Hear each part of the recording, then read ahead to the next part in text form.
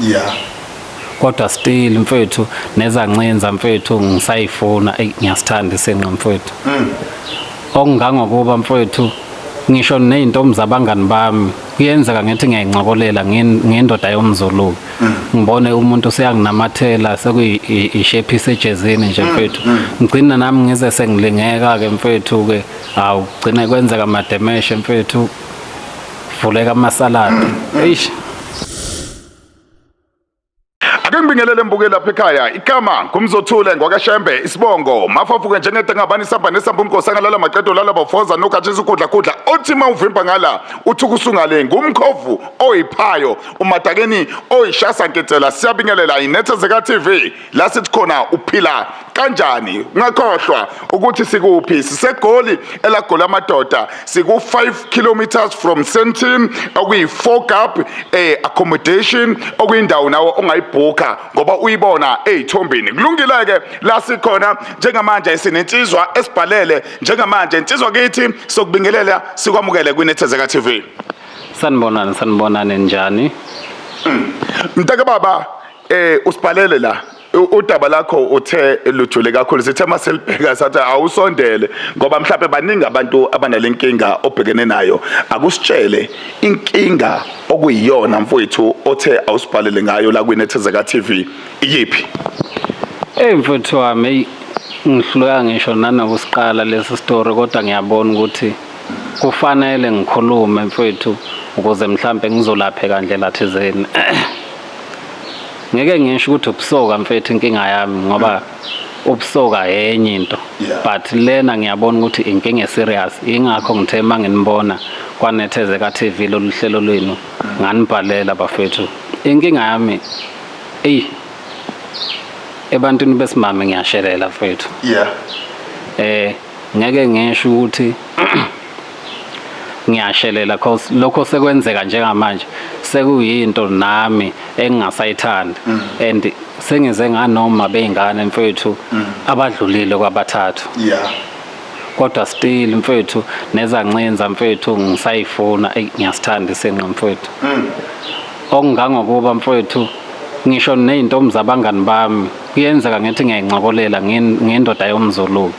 Ngibone umuntu useyanginamathela sekuyishape isejezini nje mfethu.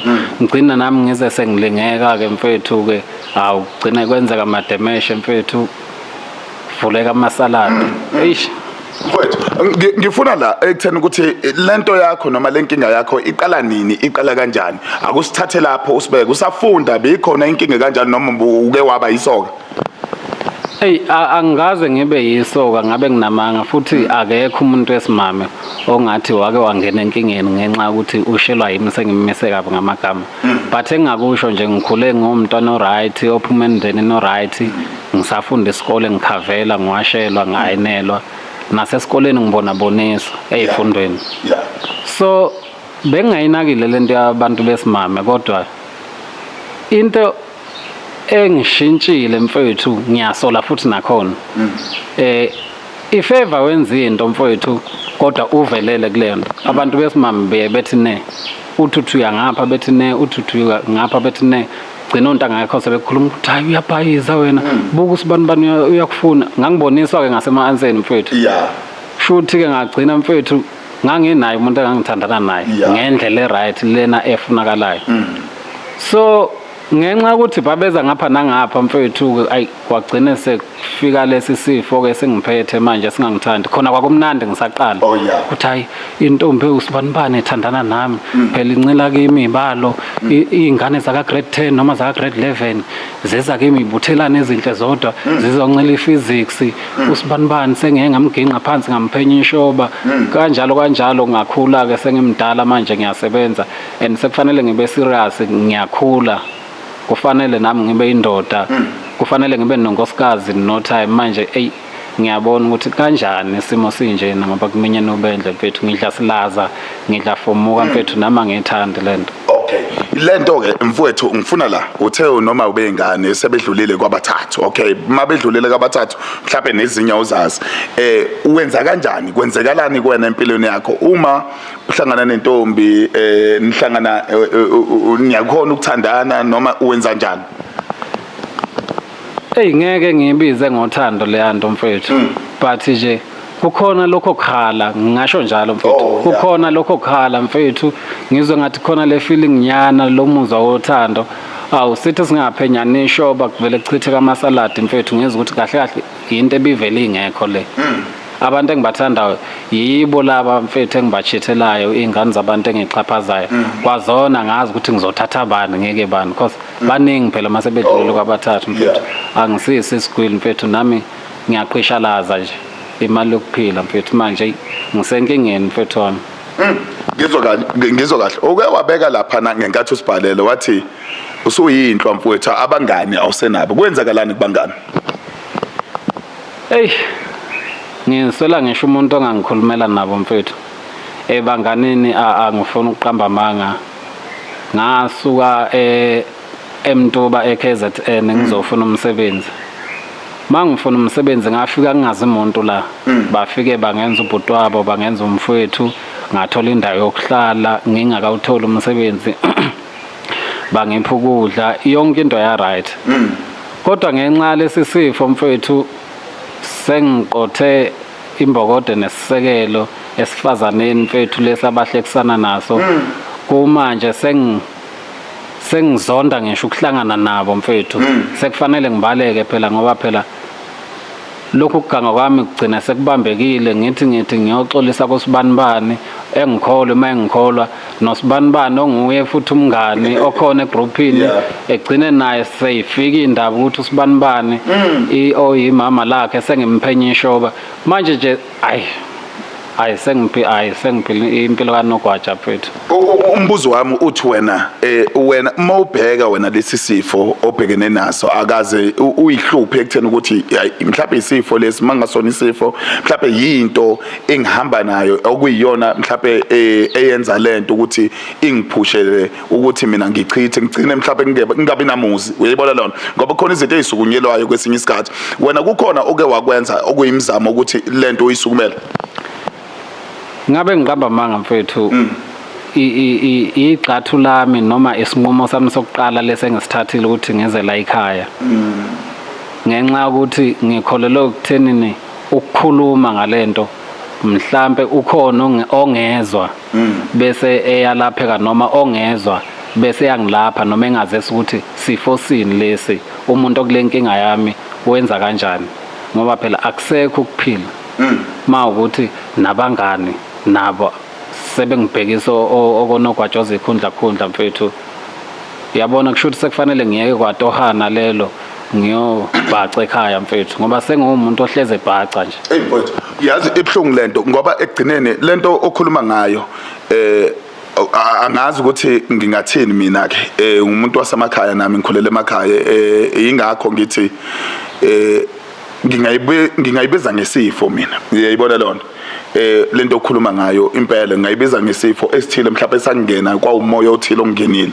so egcineni uma kukhona abantu mhlawumbe abake bahloshwa iyona isimo esikanje ekutheni ukuthi bengasondela mhlawumbe nabo uzosizakala kubalekile lokho ngoba egcineni omunye engaqhamuka ethi hayi lento mhlawumbe iyamenza naye uyadinga usizo ukuvula amehla abantu mina kuyangithokozisa kuwena la ngifuna ukuya khona ke manje isekuthenini ukuthi ekhaya bayaye bethini uma wenza igameko ekanje nako umuzi wasekhaya uhlaza umuzi wasekhaya kukhona abantu abakuthukayo noma abakhuluma kabi kuwe ababhekisa noma abakusongelayo uyayibona into kanjalo bathini abomndeni wakho uma uphendulana nabo wena uthini kubo hey mfowethu engingakusho nje ukuthi if uyifika indaba enjengalezi noma ngiyindoda eyithanda i-privacy kakhulu but kuyenzeka kufike but uma ifika indaba enjengalezi ngiphendule nje ngempendulo ngasho ukuthi engacacile ngenxa ukuthi ngiyasazi sime ngibhekene naso kodwa futhi if nabo sebengiblackmaila bengicindezela ngifeel abhlungu ngifeel I'm sorry because angizenzeli lento mfethu yabona so ngithi nje ingoba ikusasa lami lothanda ngilazi and bengangikhetheli ukuthi kufanele ngithandane noba. Oh. If uthanda umuntu angeke ukhethe umuntu umfice yedwa. Yeah. Into uyikhethe eningini ufike ukhethe lona oyifunayo. Manje kuba ngani? Hey mfethu hey. La ngifuna ukuya khona kuba ngani ngoba phela abantu abasonga kakhulu abangani. Hey mfethu hey. Ayicala livule ingubo lungena mfethu hey. Ngizwa kahle mntaka baba. Kukhona omunye owakwangitshela isikhuluma wathi akazazi ngisho izibongo zeintombi zakhe. Kuyenze ukuthi wena ungazazi izibongo zeintombi zakho. Hayi mina ngenza sure ukuthi ngiyasazi isibongo sentombi because angifuni if kwenzeka kwanda isizukulwana salapha engingwakhona. Yeah. Kube ukuthi mase kufika lokho noma ngikhona noma ngingekho ukuthi usibanibani unengane nosibanibani kube ukuthi angazi.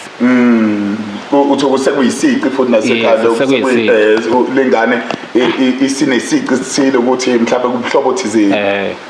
Ngiye ngenza sure ukuthi ngiyazi ukuze makwenzeka kufika ngazi ukuthi akunasici futhi ngiyazi ukuthi ngake ngathandana nosibanibani wakasibanibani ohlalaphi kodwa inkaba yakhe esekuthini. Yebo. Okay. Usizo uyalidinga. Usizo odingayo akucacise ngalo njengamanje ukuze sigoqe kahle lenkulumo ekutheni ukuthi nomunye othi unalenkinga ozosondela esho ukuthi naye lenkinga imphatha kanjani masazi ukuthi khona futhi onosizo naye sebesazi ukuthi uyosizakalaphi naye. Usizo odingayo iluphi? Hey mfowethu usize engilidingayo nje. Hey ngiyafisa ukuthi nami ngiqonde njengabo bonke abafana ngoba akusibona ubusoka lokho. Kuyiqiniso elingephikiswa lokho and umuntu the time ekhula kusuke kufanele eqonde ngoba kuningi okushintshayo. The time ekhula ziyanda inkingi. So mangiqhubeka nalenkingi engiphethe nami engingasayithandi. Kushuthi ngogcina ngingenalutho.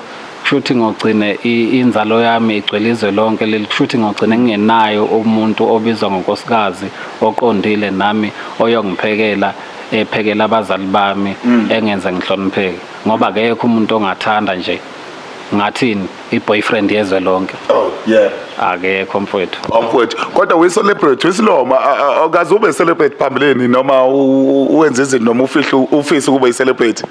Hayi mfowethu. Ngoba imkhuba ama celebrate le.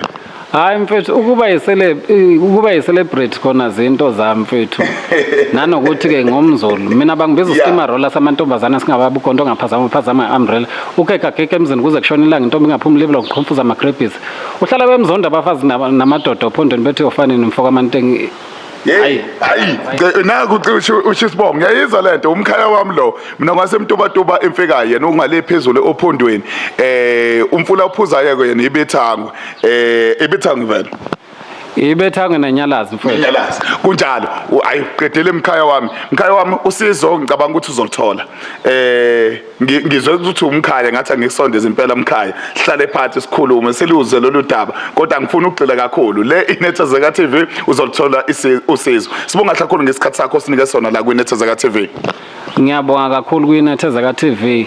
Ngiyacela nombani noma ukuphi ongangipha usizo engiphe bafethu silungisa isizwe kufanele ukuthi mawukhona isifo noma ngabe kuthiwa sisazi esikhona esibhidlangile singasinqande asesinqande because